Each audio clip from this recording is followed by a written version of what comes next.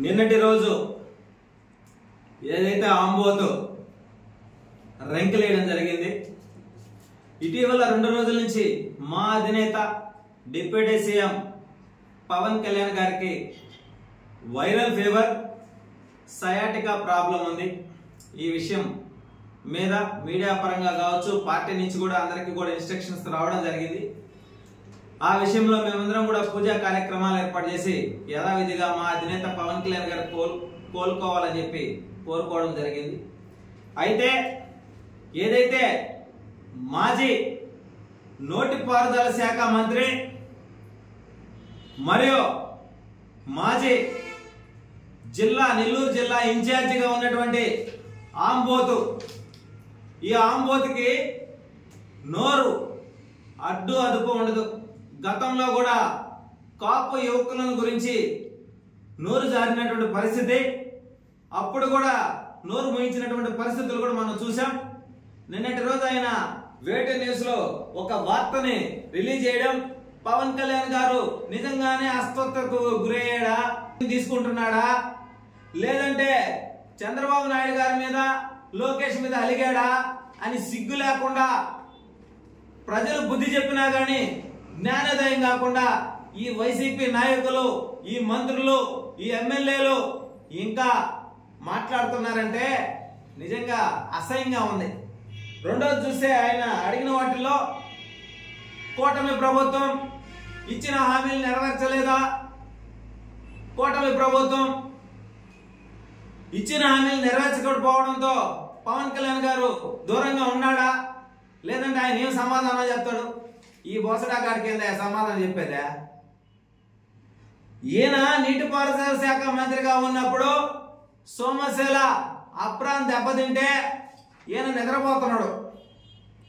అన్నమాట dam తెగిపోతే YCP నాయకులు, ఈ ఆంబోతులు అంటోళ్ళు, అదే విధంగా వీళ్ళ జలగరెడ్డి ఏం చేస్తున్నాడు? ఆనాడు ఈనాడు రాష్ట్ర ప్రజల కోసం, యువత కోసం నిరంతరం పోరాటం చేసి పరిష్కరించడంలో ముందుంది జనసేన పార్టీ.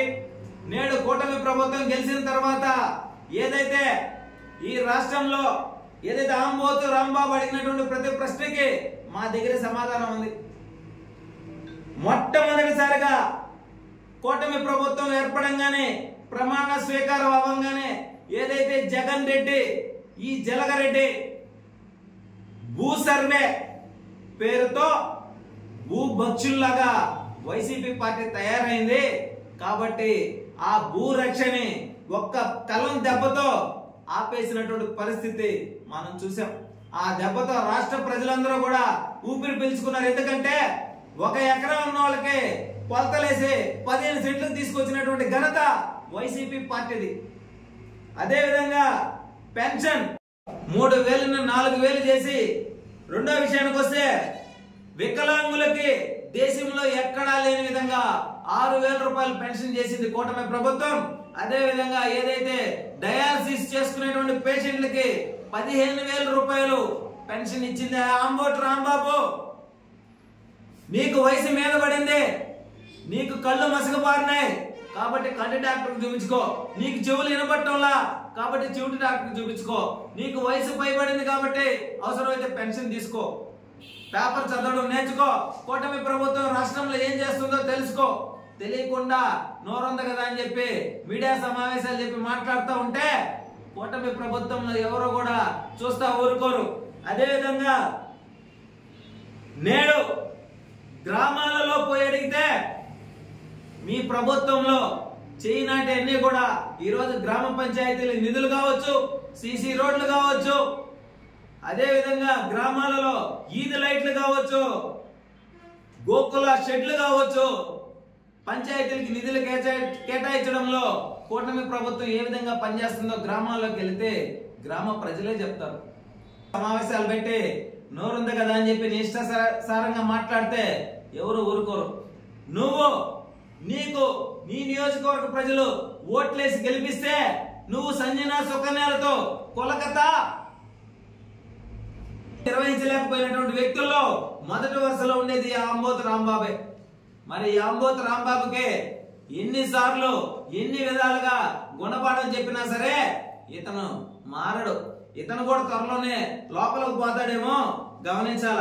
విషయానికి వస్తే కూటమి ప్రభుత్వం ఇచ్చిన హామీలలో ప్రతి ఒక్కొక్కటి నెరవేరుస్తా పోతుంది. అవినీతి అక్రమాలు చేసి 5 సంవత్సరాల పాటు వైసీపీ నాయకులు ఈ జగన్ రెడ్డి కానించి వాళ్ళ మంత్రులు కానించి ఎమ్మెల్యేల దాకా ఈ రాష్ట్రాన్ని 30 సంవత్సరాలు వెనక తీసుకెళ్లిపోతే అప్పుల రాష్ట్రంగా చేస్తే స్వర్ణాంధ్ర రాష్ట్రంగా అప్పులు లేని రాష్ట్రంగా నడిపించడం కోసం కూటమి ప్రభుత్వం అడుగులు ముందుకు వేస్తూ అభివృద్ధి వైపు నడిపించేదానికి బాటలేస్తా ఉంటే మరి సిగ్గు శరం లేకుండా ఇంకా మీడియా సమావేశాలు పెట్టి మాట్లాడుతున్నారంటే నిజంగా ప్రజలు కూడా తుప్పు అంటున్నారు ఈ వైసీపీ నాయకుల మీద. అదే విధంగా సంవత్సరానికి 3 గ్యాస్ సిలిండర్లు ఇస్తాం అర్హులందరికీ అని చెప్పారు. మరి ఇస్తున్నారా లేదా? ఏమయ్యా అంబటి రాంబాబు, నీకే చెప్పేది, మీ 5 సంవత్సరాలు మీ ప్రభుత్వంలో ఎక్కడ ఎవరికి కూడా ఏ కార్పొరేషన్ కూడా రూపాయి నిధిని కేటాయించినటువంటి పరిస్థితి లేదు. నిధులు కేటాయించినా కార్పొరేషన్ లో నిధులు లేకుండా మీ జలగరెడ్డి మొత్తం పీల్చేసుకున్నటువంటి పరిస్థితులు ఆనాడు చూసాం.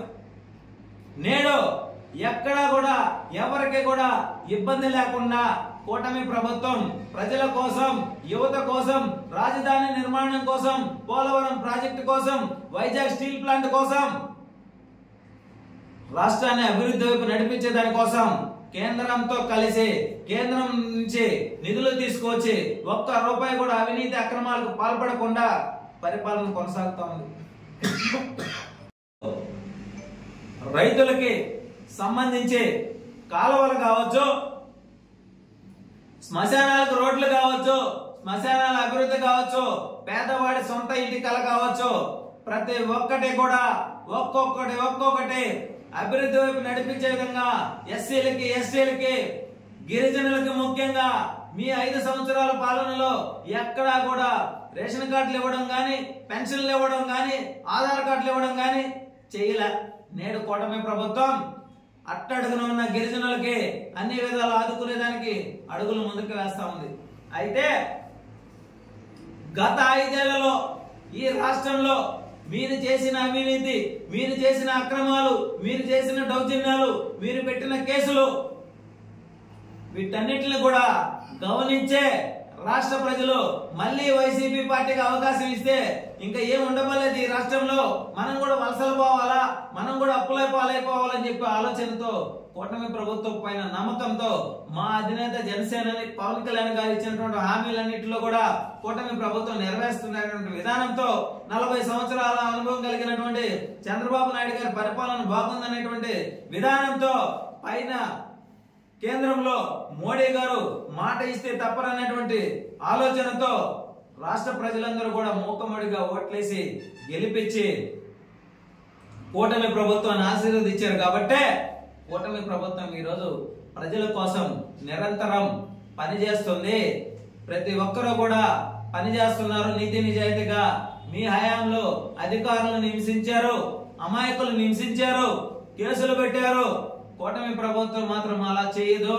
కూటమి ప్రభుత్వంలో ప్రభుత్వ ఉద్యోగులు కావచ్చు, పోలీస్ స్టేషన్లు కావచ్చు, ప్రతి ఒక్కరూ కూడా ప్రజల కోసమే పనిచేసే విధంగా కూటమి ప్రభుత్వం నడుస్తుంది. కాబట్టి అయ్యా జంబలగడి పంబ రాంబాబు, మళ్ళీ మీడియా సమావేశాలు పెట్టేటప్పుడు తెలుసుకొని మాట్లాడు. పవన్ కళ్యాణ్ గారు కోడి కత్తి డ్రామాతో రాజకీయాల్లోకి రాలా. గొడ్డల పోటు, గుండెపోటు చిత్రీకరించేదానికి రాజకీయాల్లోకి రాలా. గులక రాయితో మళ్ళీ ప్రభుత్వాన్ని ఏర్పాటు చేసుకుంటామనే ఆలోచనతో పవన్ కళ్యాణ్ గారు రాజకీయాల్లోకి రాలా. రాష్ట్రం కోసం, రాష్ట్ర ప్రజల కోసం, యువత కోసం రాజకీయాల్లోకి రావడం జరిగింది.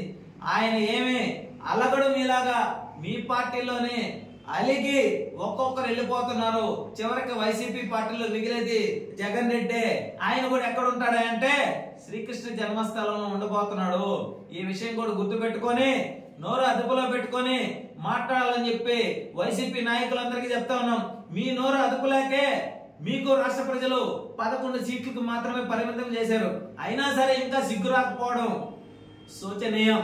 నిజంగా ఎంత అసహ్యంగా ఉందంటే మీకు ఆ ఒక్క సీటుకి పరిమితి చేస్తుంటే బాగుండేదేమో అని చెప్పి రాష్ట్ర ప్రజలు కూడా ఆలోచిస్తున్నారని చెప్పి మనస్ఫూర్తిగా తెలియజేస్తూ, ఈ సంబరాల రాంబాబు నిన్ను ఓడించారు కాబట్టి సంబరాలన్న చేసుకో, మీడియా సమావేశాలకి నువ్వెట్టో పనికిరావని చెప్పి మనస్ఫూర్తిగా తెలియజేస్తా ఉన్నావు ఈరోజు.